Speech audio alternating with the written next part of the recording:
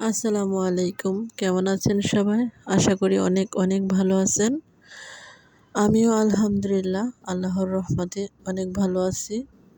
তো আবারও চলে আসলাম নতুন দিনে নতুন একটা ব্লগ নিয়ে আপনাদের মাঝে। তো আজকে আমার ব্লগে থাকছে পিৎজা। আশা করি আপনাদের ভালো লাগবে। আর এই পিৎজা তৈরি করতেছে আমার হাসব্যান্ড। কারণ ও আমাকে সারপ্রাইজ দিতেছে। আর অনেক দিন ধরে বলতেছে যে তোমাকে পিৎজা তৈরি করে খাওয়াবো। তো আজকে তৈরি করতেছে। আর সকালবেলা ডোটা তৈরি করে ফেলছে। এখন হচ্ছে বেলা 12টা বাজে। তো ও রুটিগুলা তৈরি করে ফেলতেছে। তো রুটিগুলো তৈরি করার পর এগুলো রেস্টে রাখবে। তো অনেকক্ষণ রেস্টে রাখবে এগুলা। তো সেজন্য রুটিগুলা তৈরি করে ফেলতেছি। আমি অবশ্যই ভিডিও করতেছি, আমি কোনো কাজে হেল্প করতেছি না। আমি বসে বসে দেখতেছি।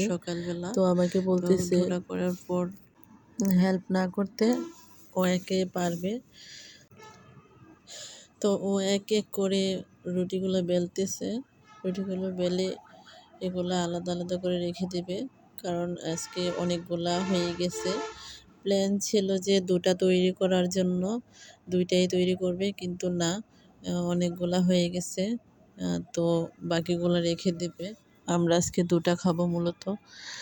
তো এই যে বলগুলা তৈরি করে ফেলতেছে, তারপর রুটি বেলবে। আমি তো ক্যামেরা করতেছি আর কথা বলতেছি, যে দেখতেছি। আর আপনাদের যদি আমার ভিডিওটা ভালো লেগে থাকে তাহলে অবশ্যই লাইক কমেন্ট করবেন, সাবস্ক্রাইব করবেন। আর আমার নতুন বন্ধুদেরকে অনেক অনেক শুভেচ্ছা। আর পুরনো বন্ধুদেরকে অনেক অনেক ভালোবাসা, অন্তর থেকে সবাইকে ভালোবাসা। তো যারা আমার ভিডিও দেখতেছেন প্লিজ একটা লাইক দিয়ে ভিডিও কন্টিনিউ করবেন। আপনাদের একটা লাইক আমার ভিডিও বানাতে অনেক উৎসাহিত করে। তো প্লিজ একটা লাইক দিয়ে ভিডিওটা কন্টিনিউ করবেন। আর কেউ দয়া করে স্কিপ করবেন না। যদিও আজকে ভিডিওটা একটু লং হয়ে গেছে, তারপরেও আমি পুরো প্রসেসগুলো নিতে পারি নাই, কারণ অনেক বেশি লং হয়ে যাচ্ছে ভিডিও। তো রুটিগুলা বলা শেষ হয়ে গেলে এই প্যানে রাখা হবে।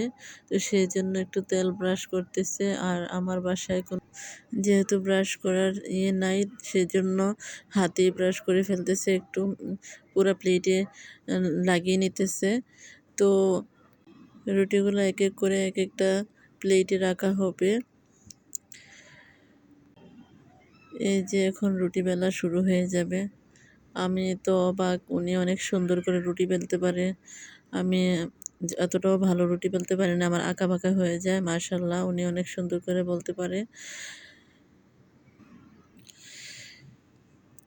এটাকে অনেকবার করে বেলতেছে। এটা বেলার পর আবারও যখন তুলে ফেলে আবারও ছোট হয়ে যায়। তারপরও এভাবেই তৈরি করতে হবে, কিছুই করার নাই। এটা হয়ে গেছে অলরেডি। তো এটা একটা প্লেটে সেট করতেছে। যেহেতু এটা প্লেটে তোলার সময় অনেক ছোট হয়ে গেছিলো, এটাকে প্লেটে তুলে সেট করে রাখা হচ্ছে। তারপর আর একটা তৈরি করা হচ্ছে। আর আমার ভয়েস কভার করতে কেমন যে একটু এলোমেলো হয়ে যাচ্ছে, তো প্লিজ কেউ কিছু মনে করবেন না। আর ভুল ত্রুটি হলে অবশ্যই ক্ষমার দৃষ্টিতে দেখবেন। যেহেতু অনেক দিন ধরে ভয়েস দিতেছি না, একটু মনে হচ্ছে যে সব কিছু ভুলে গেছি। প্রথম থেকে মনে হচ্ছে যে একদম প্রথম শুরু করছি, এই জন্য একটু এলোমেলো লাগতেছে। তো আবারও যদি কয়েকদিন কন্টিনিউ করি তাহলে ঠিক হয়ে যাবে ইনশাআল্লাহ। আর এমনিতেও ভয়েস করতে গেলে একটু সমস্যা হয়, কারণ পাশে হচ্ছে মেইন রোড, একটু পর গাড়ির শব্দ আসে।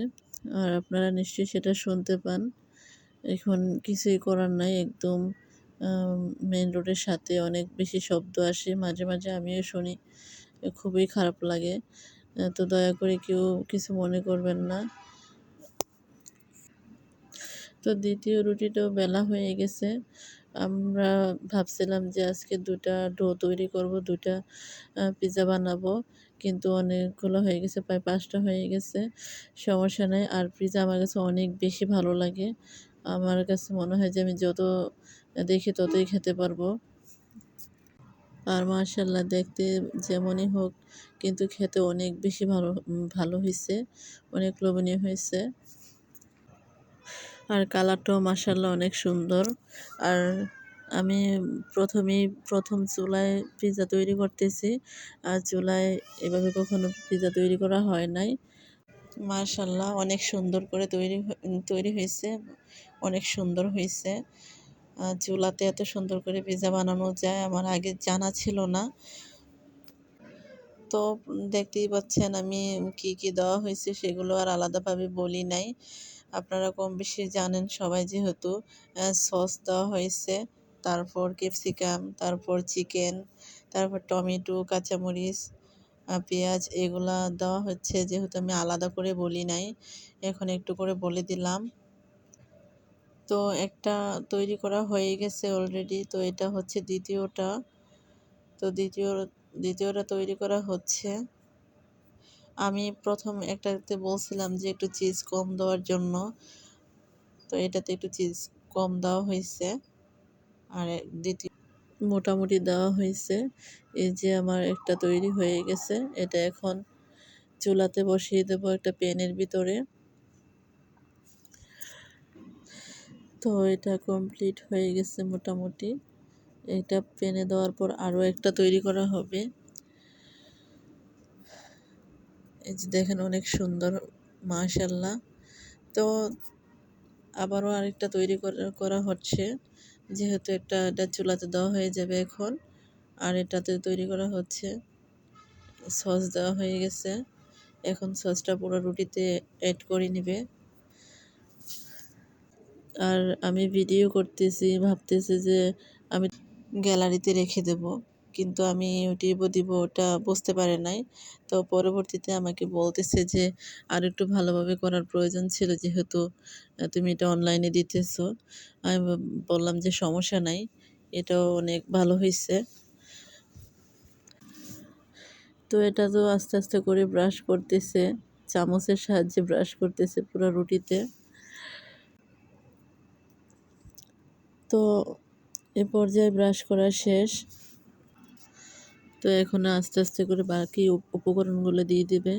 তো কিছুদিন আগে আমি রেস্টুরেন্ট থেকে আমি পিজ্জা নিয়ে আসছিলাম। তখন আমি ভাবছিলাম যে অনেক ভালো হবে। কিন্তু না তখন ভালো হয় নাই। রুটিটা অনেক শক্ত হয়ে গেছিল। আর খেতে একদমই ভালো লাগে নাই। তো সেজন্য আমি অনেকবার করে বলছিলাম যে চলো পিজ্জা খেতে যাই।